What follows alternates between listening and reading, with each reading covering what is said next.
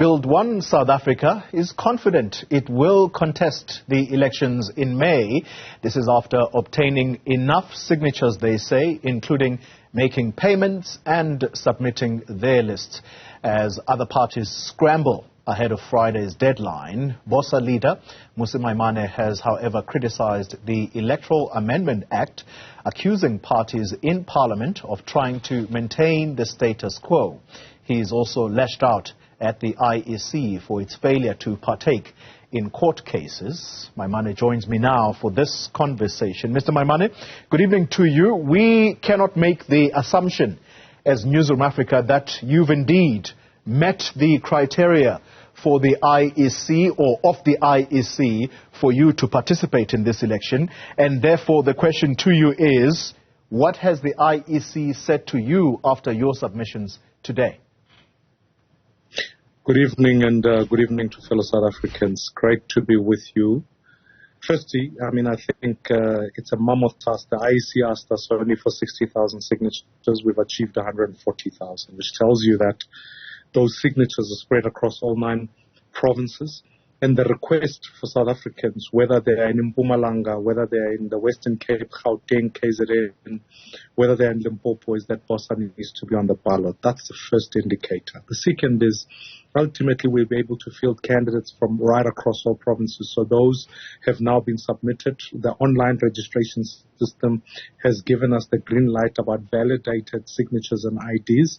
We've paid the deposit that is required, which is another onerous task that you've got to achieve. And I think people see a vision. They say, when we look at the ballot, we want to make sure that there's a party that represents all South Africans, and we're clear in our heads the fact that Build One South Africa is that, and it can achieve the economic dream of a job in every home that we wanted to. So I'm confident that we have the right candidates, ethical leaders, we have the signatures, we've paid the deposit. Now we are preparing ourselves to fight for an election all the way to the 29th, and the IEC actually were very complimentary in the manner that we've dealt with them. And now we look forward to working with the IEC to ensure the elections are free and fair.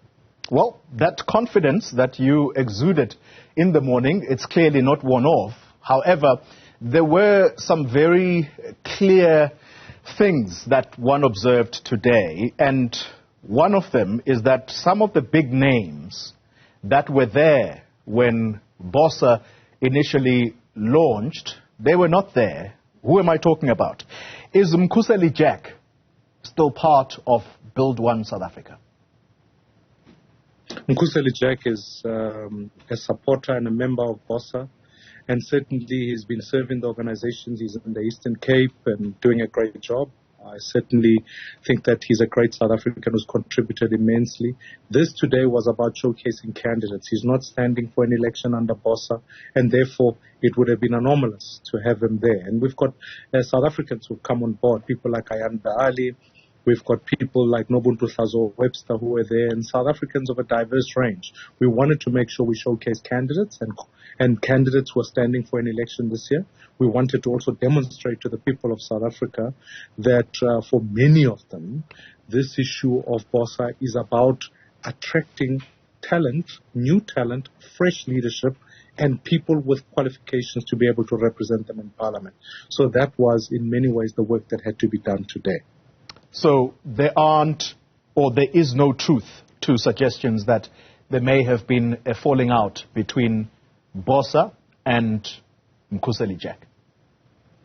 No, I think that Dr. Jack and I still have a very strong relationship. He's certainly supportive of the work that we're doing. In fact, I got a text from him just saying he celebrates where the organization is at. So therefore, these are important things. Of course, as you head into an election, party infrastructure takes a different form. You've got to then focus yourself almost exclusively on the election machinery going forward. And I have massive respect for Mmusi Jack. I also certainly think that as a South African, you're allowed to differ on various things. He holds different views to mine. That's a great thing. That's what democracy is about. That's what this party is about. And I've always celebrated him as a great South African, a champion of our nation. And I certainly think that I certainly don't anticipate why that is an issue relative to the fact that the organization he was part of founding, or at least working in the beginning, demonstrates the growth that he is. And I think for someone like him, he celebrates the progress that we've made. Yeah. All right. Let's talk then about what is going to assist in the coming days, weeks, as we edge closer to the month of May. You are on a huge fundraising campaign for your party. Why go the crowdfunding route? Does that suggest that the big donors have dried up? No, it says a few things. One, there are a few big donors, but as you know, the cap is between 10 to 15 million, if I'm not mistaken. Elections are much more expensive than that. But more than that, let's not lose the point here. The point is, crowdfunding is about citizens owning their democracy. And when we launched the crowdfunding initiative, it was precisely to ask South Africans to make contributions to their democracy, to funding. Nothing says I own this organization than making a contribution to it. I make a contribution to BOSA. I'm asking South Africans to do likewise. And therefore, to me, I think it's a positive development that we've been able to create this platform. Not many parties are doing it because other parties, and I don't want to talk about their funding infrastructures, donations above 100,000 for us have been declared to the IEC. But more than anything, I'm grateful for the many South Africans who says, here's 50 rands, here's 100 rands, here's 50,000, here's 5,000. They are contributing to the democracy of their communities. And I think that's when people own this country of theirs, when they can themselves, if you like, fund the revolution of change and putting a job in every home. And I'm still continuing this drive. We'll continue it because even if you had all the big donors, believe you me, you can't through that allocation, and there are many in South Africa, be able to say you will fund an entire campaign. Because as we go into a poster campaign, we've even challenged South Africans, help us fund the poster. Your 50 rand helps us put up a poster. It helps us provide a T-shirt. It helps us fix boreholes in communities that have without water. It helps us get young people who don't have mathematics lessons to be able to do those. We've shown the fact that it's not just a campaign, it's also a government and working campaign that we've been able to roll out into communities. Speaking about big donors, Mr. Maimane, how do you reassure South Africans that big-name families do not call the shots? Because we understand some of them have been donating to parties like yours. How do you ensure that they don't call the shots when it comes to what your party can and should prioritize? Yeah, that's why you want the democratization of donations, right? Because you then make the big donors, as you if you correctly call them, in the minority relative to the majority of people who contribute in small amounts, right? Because then you ensure that no one individual can feel that this is their project, or no few individuals can feel that this is their thing, they can do that. That's the first thing.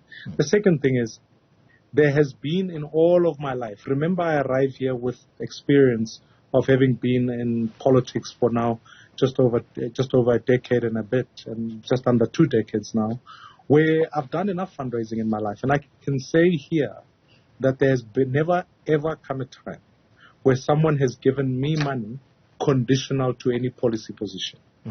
They either recognize the fact that we have a vision, we have leaders, we are audited, and therefore they fund their objective to say, I share that vision, I share what you're trying to do, and in the advancement of democracy, we will give you the support. Because keep in mind, when people invest in a political party such as BOSA, they are investing in the future of their kids. And therefore, they are not investing in a particular policy or direction or instruction or anything like that. They are simply saying, for the purposes of democracy, how do we help people have more choices on the ballot, and choices that are centrists, that are not going to mobilize and divide people, that are going to be ethical and trusted and deliver jobs in every home. So to me, I'm comfortable enough, and I can say to the people of this country, if ever there was a state upon which someone was funding with the view of a particular policy decision, you can be assured I've never done that, and I certainly would not accept funding on that basis. Very briefly on this point, has there ever been a time where there was a phone call to say, let's meet on the back of you receiving the funds. It could be for any update. Has there ever been a point like that? No. I mean, I meet donors, and we try and meet donors with 2 or 3 other public representatives, just so that the conversation has always got integrity to the issue. And certainly, our team that does fundraising does so with all the safeguards that we can put on the table.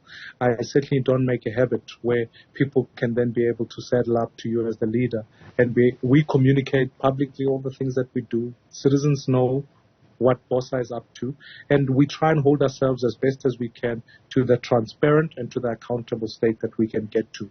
And certainly I would have no challenge if somebody wanted to sit down with me and say, let me understand what this is about. That's a fair call on their part, so that they understand that the vision still remains authentic. Yeah. But trust me, no one is able to say, if you do this, I'll get that contract. Because that's what happened with state capture and the ANC. Let's conclude the conversation. I could have asked lots more, but I need to end on this point. Opinion polls predicting that coalitions are likely to be the way of the future. Are you in conversation with any like-minded parties right now? Absolutely. It's a twofold conversation. The first is there are now parties that we're engaged with that say we will work together as part of the BOSA Alliance, so that we can put BOSA, as BOSA is on the ballot, we can collectively work towards voting for those parties. So that's the first positive thing. And the second thing is, I think on the secondary part, is that we are having a conversation about what happens post the elections. How do we work? But keeping in mind one thing, Koli, and that's absolutely vital. Every coalition discussion must be predicated on a plan. We have to foreground it on saying, what are we going to do on ESCOM? What are we going to do on Transnet? What are we going to do on this? Because it can't just be a plan to say, let's change the government or let's do this. It has to be a plan that delivers on the ambitions of the people of this country. And even when the MPC spoke to me, or whether people in the ANC want to speak, I give them a standard response. Here are the 10 things we are committed to doing in this country. If you subscribe to those things, you want to work with us in fixing education, keeping citizens safe, then we can have a conversation. But if it's just a matter of saying, let's gang up, rally against that one, it's a dangerous thing. I want to say this last point, and it's crucial. Because when I worked in 2016, you'll recall, we set up a coalition discussion with a number of parties together.